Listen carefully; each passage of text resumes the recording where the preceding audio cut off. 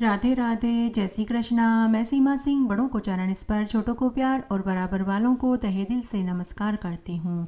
आज हम सावन मास के महात्म्य का 30वां अध्याय सुनेंगे।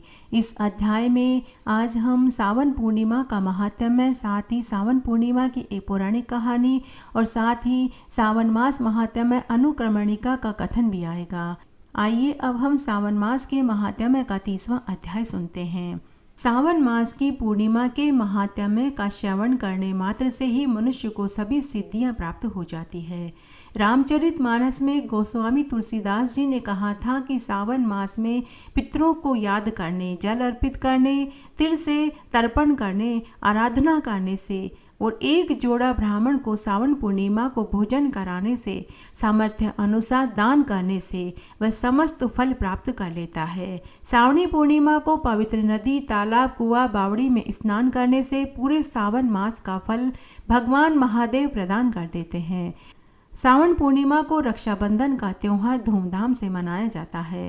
धर्म ग्रंथों में सावन पूर्णिमा को ब्रह्म पर्व भी कहा गया है। सावन पूर्णिमा का व्रत करने से मनुष्य को पूरे सावन मास के स्नान का और व्रत करने का फल मिल जाता है। अश्वमेघ यज्ञ करने से जो पुण्य प्राप्त होता है उससे भी 100 गुना पुण्य सावन मास की पूर्णिमा का उपवास रखने से ही मिल जाता है। 1000 तपस्वियों को 60 वर्ष तक भोजन कराने से जो फल प्राप्त होता है वही फल सावन मास की पूर्णिमा का व्रत करने, कथा सुनने से ही प्राप्त हो जाता है। जो पुण्य वेद पाठी ब्राह्मण को 1000 गाय दान करने से मिलता है उससे भी 10 गुना पुण्य सावन मास की पूर्णिमा का व्रत करने, दान करने, कथा कहानी सुनने से ही मिल जाता है। कहते हैं कि 10 श्रेष्ठ ब्राह्मणों को भोजन कराने से जो पुण्य मिलता है वही पुण्य सावन मास की पूर्णिमा का व्रत करने, दान करने, एक जोड़ा जोड़ी ब्राह्मण को भोजन कराने से ही मिल जाता है। 10 उत्तम ब्राह्मणों को भोजन कराने से जो पुण्य मिलता है उतना ही पुण्य एक ब्रह्मचारी को सावन मास की पूर्णिमा को भोजन कराने से मिल जाता है। सावन मास की पूर्णिमा का व्रत करने का फल 1000 यज्ञों से भी अधिक है। एक बार भगवान श्री कृष्ण ने अर्जुन से कहा था कि हे अर्जुन, सब तीर्थों में, दानों में, व्रतों के फल से भी अधिक फल सावन मास की पूर्णिमा का व्रत करने से ही मिल जाता है। भगवान विष्णु कहते हैं कि जो मनुष्य सावन मास की पूर्णिमा का व्रत कर लेते हैं वे उनके शत्रुओं को, विघ्नों को नष्ट कर देते हैं और वे संसार के समस्त सुख प्रदान करके उन्हें मरने के बाद मोक्ष प्रदान कर देते हैं। जो मनुष्य सावन मास की पूर्णिमा के महात्म्य का श्रवण और पठन करते हैं उनको अश्वमेघ यज्ञ करने जितना फल मिलता है। जो मनुष्य भक्ति पूर्वक सावन मास के महात्म्य को सुनते हैं वे विष्णु लोक को पाते हैं और करोड़ों वर्ष तक उनकी उस जगह पूजा होती है। जो सावन मास के महात्म्य को 1/4 भी सुन लेते हैं तो वे ब्रह्महत्या के पाप से छूट जाते हैं। जो मनुष्य भक्ति पूर्वक सच्चे मन से सावन मास की पूर्णिमा का व्रत करते हैं वे अंत में पापों से मुक्त हो जाते हैं। जो मनुष्य सावन मास की पूर्णिमा का व्रत विधि विधान से सच्चे मन से करते हैं उन्हें इस संसार के समस्त सुख और मरने के बाद मोक्ष पाते हैं। जो मनुष्य सावन मास की पूर्णिमा का व्रत नहीं करते वे पूंछ और सींग से रहित पशु तुल्य हैं। अगर मनुष्य पूरे सावन मास में स्नान किए हैं और व्रत नहीं कर पाए हैं तो अगर वे सावन पूर्णिमा के दिन पवित्र नदी में जाकर स्नान करके व्रत कर लेते हैं और सावन पूर्णिमा की कथा को सुन लेते हैं और महात्म्य का श्रवण कर लेते हैं तो श्रवण करने मात्र से ही उन्हें मरने के बाद स्वर्ग की प्राप्ति होती है और इस महात्म्य को पढ़ने से उन्हें 1 सहस्त्र गोदान का फल प्राप्त होता है। इसका फल गंगा के स्नान करने से भी अधिक है। पूरे जीवन काल में प्याऊ, कुएं, तालाब, धर्मशाला, बावड़ी खुदवाने का जो फल मिलता है वही फल सावन मास में सावन पूर्णिमा का व्रत करने, दान करने और एक जोड़ा जोड़ी ब्राह्मण को भोजन कराकर सामर्थ्य अनुसार दक्षिणा देने से ही मिल जाता है। सावन मास की पूर्णिमा का व्रत करने से देवता और पितर भी प्रसन्न हो जाते हैं। जो मनुष्य सावन मास की पूर्णिमा के दिन विष्णु भगवान का धूप दीप नैवेद्य से पूजन करते हैं वे अनंत संपत्ति के मालिक बनते हैं। जो मनुष्य सावन पूर्णिमा के दिन अश्वत्थ वृक्ष और विष्णु भगवान की पूजा करते हैं उनको मरने के बाद विष्णु लोक की प्राप्ति होती है।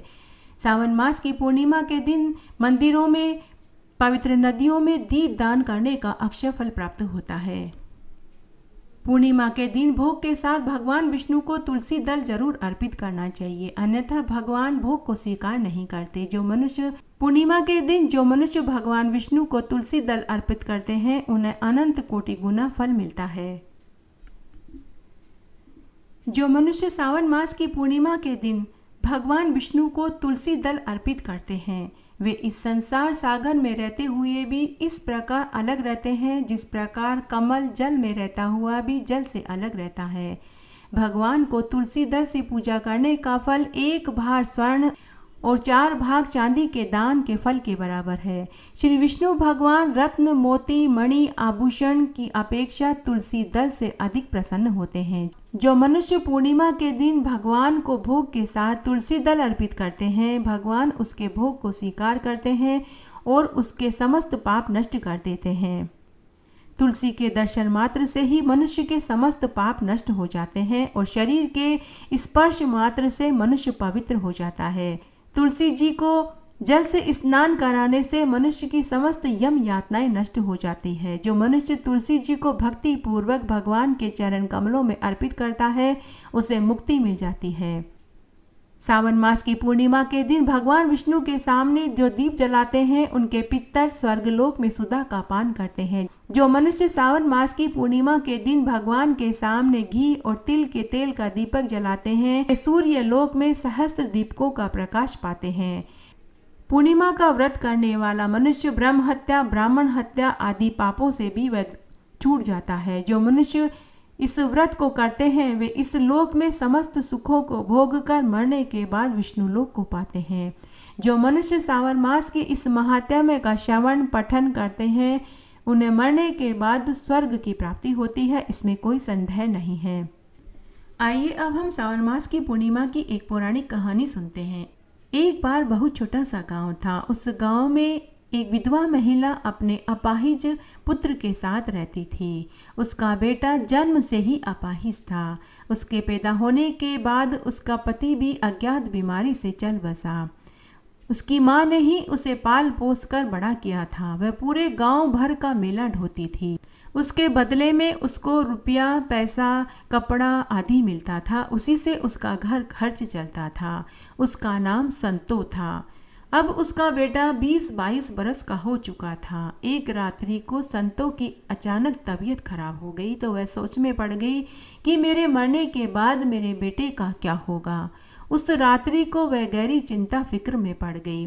पूरी रात वह भगवान विष्णु और माता लक्ष्मी को याद करती रही और स्तुति करती रही और अपने बेटे के उज्जवल भविष्य की दुआएं मांगती रही।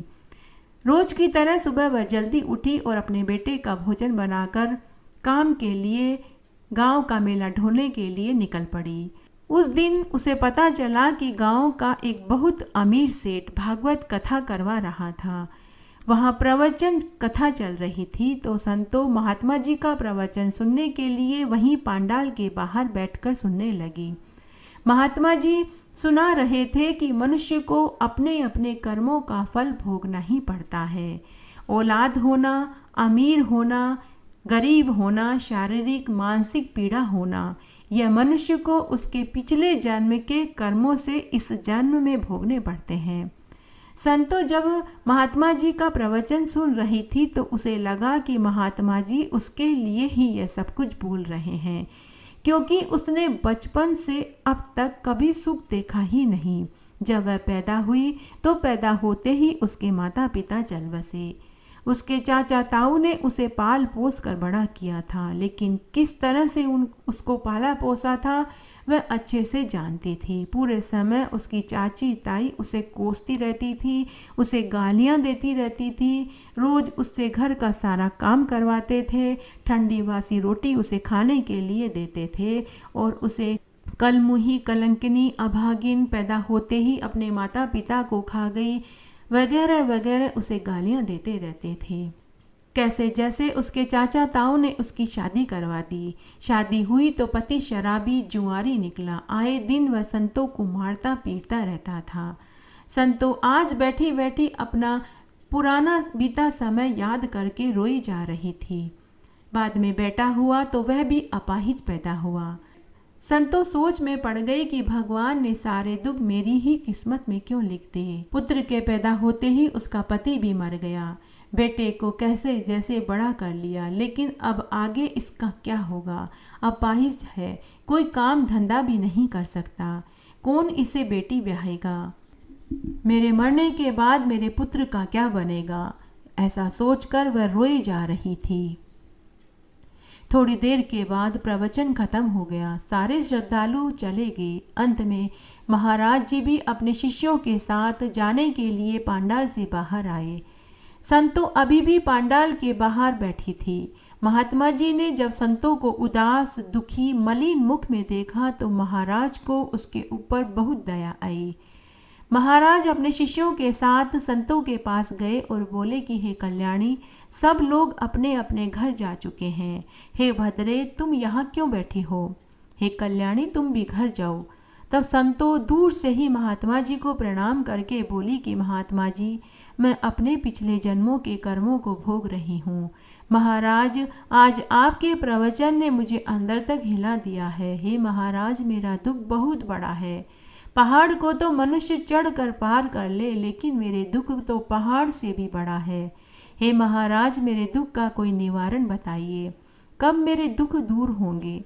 तब महाराज बड़े ही अंतर्यामी थे। उन्होंने उस संतों के ललाट की रेखाएं पढ़ ली और बोले कि हे कल्याणी, तुम भगवान विष्णु और माता लक्ष्मी का पूजन करो। तब महाराज ने संतों से कहा कि हे कल्याणी, कल सावन मास की पूर्णिमा का दिन है। तुम भगवान विष्णु के मंदिर में जाकर भगवान विष्णु और माता लक्ष्मी के सामने घी का दीपक जलाओ, 4 लाल पुष्प चढ़ाओ, अगरबत्ती करो, प्रसाद रखो, तुम्हारे सारे दुख दूर हो जाएंगे।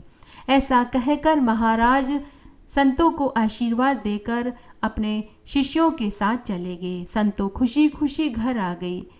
घर आकर वह सोच में पड़ गई कि कौन मुझे मंदिर में जाने देगा। मैं छोटी जात की हूँ, मैं कैसे भगवान विष्णु और माता लक्ष्मी के मंदिर में जाकर पूजा करूँ, घी का दीपक जलाऊँ और 4 पुष्प चढ़ाऊँ और कैसे मैं प्रसाद चढ़ाऊँ। वह सोच में पड़ गई। तभी उसे एक उपाय सूझा। दूसरे दिन वह जल्दी उठी, स्नान आदि करके घर का सारा काम निपटा कर वह बाजार में गई। वहाँ से उसने मालन से फूल खरीदे, अगरबत्ती खरीदी और प्रसाद खरीदा और गांव के बाहर भगवान विष्णु और माता लक्ष्मी के मंदिर के बाहर शाल ओढ़कर बैठ गई। सुंदर सुंदर फूलों की माला बनाई, अगरबत्ती और प्रसाद लेकर बैठ गई। वहाँ आने वाले श्रद्धालु और भक्तों को फूल, माला और अगरबत्ती और प्रसाद बेचने के लिए बैठ गई। जब भी कोई श्रद्धालु और भक्त अगरबत्ती, फूल, माला और प्रसाद खरीदने आता तो वह उसे अगरबत्ती, फूल, माला और प्रसाद देती। साथ ही खुद की तरफ से भी 4 फूल, 1 अगरबत्ती और प्रसाद टोकरे में डालकर यह कहती कि बाबूजी, बहन जी, ये कुछ फूल, अगरबत्ती और प्रसाद मेरी तरफ से भी भगवान विष्णु और माता लक्ष्मी को चढ़ा देना। मुझ गरीब को तो मंदिर में जाने का समय ही नहीं मिलता। श्रद्धालु भक्त बोले कि बुढ़िया माई, तुम चिंता मत करो, हम तुम्हारी तरफ से भी ये 4 फूल, अगरबत्ती और ये प्रसाद चढ़ा देंगे।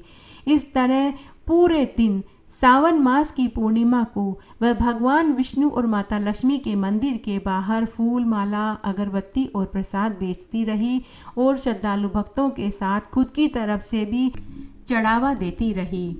पूरा दिन बीत गया। संध्या हो गई तो वह घर आ गई। घर आकर अपना काम करके अपने पुत्र को भोजन आदि कराया और सो गई।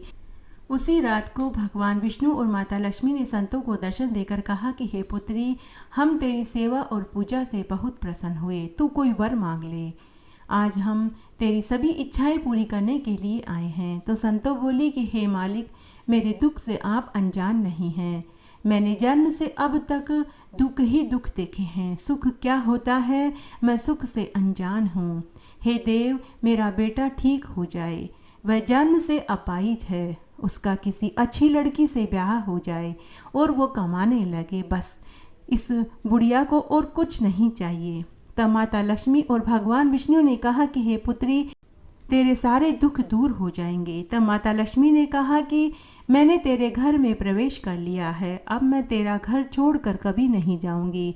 तू इसी तरह मेरी पूजा करती रहना और मेरी पूजा में घी का दीपक, 4 लाल पुष्प और अगरबत्ती जलाती रहना और हर पूर्णिमा का तू व्रत करती रहना। इस तरह भगवान विष्णु और माता लक्ष्मी उसे आशीर्वाद देकर अंतर्ध्यान हो गए।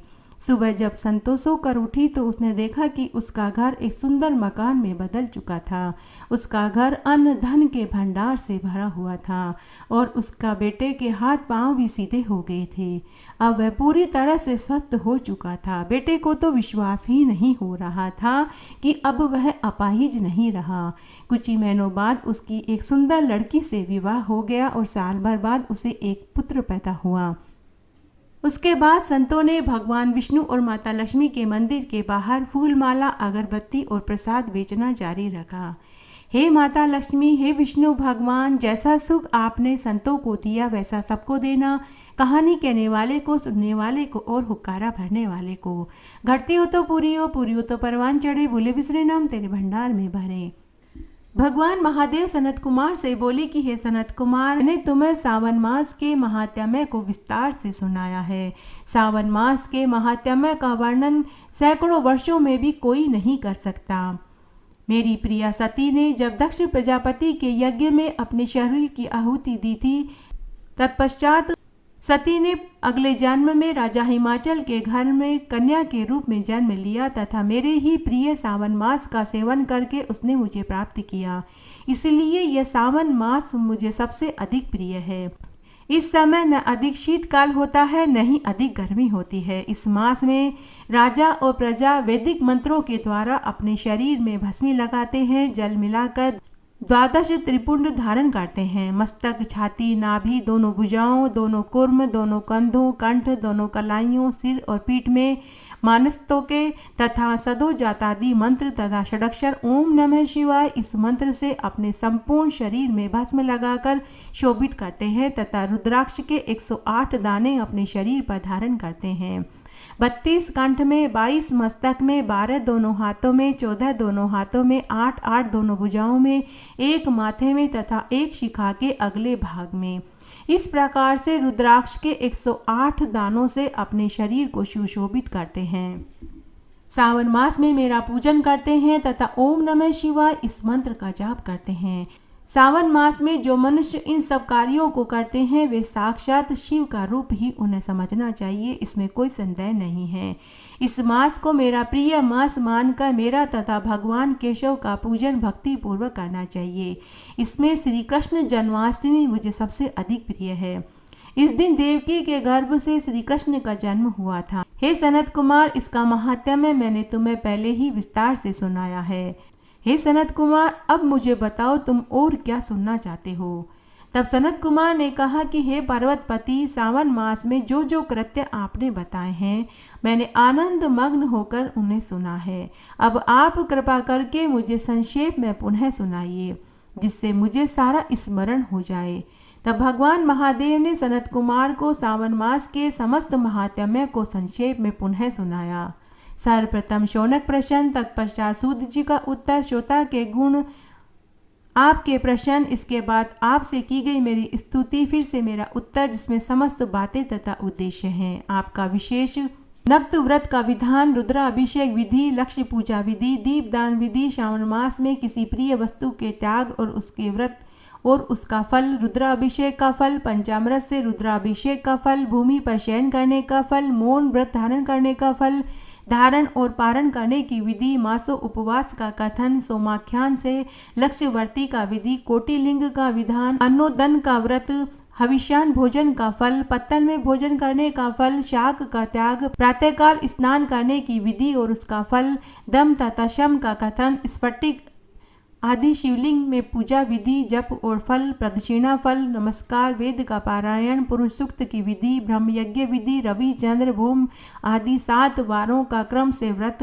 वर्णन, शुक्र के दिन जीवंतिका, शनि के दिन नरसिंह का व्रत विधान, हनुमान जी तथा पीपल के वृक्ष के व्रत का फल, रोटक व्रत, औदुम्बा व्रत, स्वर्णगौरी व्रत, दुर्वा गणपति, नाग पंचमी व्रत, षष्ठी को सुपोधन व्रत, सप्तमी को शीतला का पूजन, वह पवित्रारोपण, नवमी को दुर्गा कुमारी का पूजन, दशमी को आशा व्रत, दोनों एकादशियों के व्रत का फल और द्वादशी के दिन विष्णु भगवान का पवित्रारोपण, पूर्णमासी का उपाकर्म, उत्सर्ग, श्रावणी कर्म, सर्प बलि, हैग्रीव जयंती उत्सव, सभादीप, रक्षाबंधन आदि कर्म विधि, गणेश जी का संकट नाशन व्रत, श्री कृष्ण जन्माष्टमी का व्रत, कठोर व्रत, वृषभ व्रत, कुशा उत्पाटन कर्म, नदियों के रजोधर्म दोष का काल वर्णन, गो प्रसव, शांति अनुष्ठान, कर्क सिंह की संक्रांति व श्रावण मास में दीपदान, स्नान, महात्म्य वर्णन, व्यास जी का पूजन, अगस्त्य जी का अर्ध विधान कर्म और व्रतों के फलों का वर्णन, श्रावण मास महात्म्य के श्रवण से सारे व्रतों का फल। श्री सूत जी ने शौनकादि ऋषियों से कहा कि हे सनत कुमार, भगवान शिव जी के इस अमृत तुल्य वचनों को सुनकर अत्यंत आनंद की प्राप्ति हुई तथा देव ऋषि श्री सनत कुमार द्वारा श्रावण मास की स्तुति और अपने हृदय में भगवान शिव जी का नाम स्मरण करते हुए शिव जी की आज्ञा से अपने स्थान पर चले गए। यह गोपनीय रहस्य हर एक के सामने नहीं बताना चाहिए। आपको यह मैंने आपकी श्रद्धा भक्ति देखकर कहा है। इस अध्याय में आज मैं आपको गीता का सार सुनाने जा रही हूँ।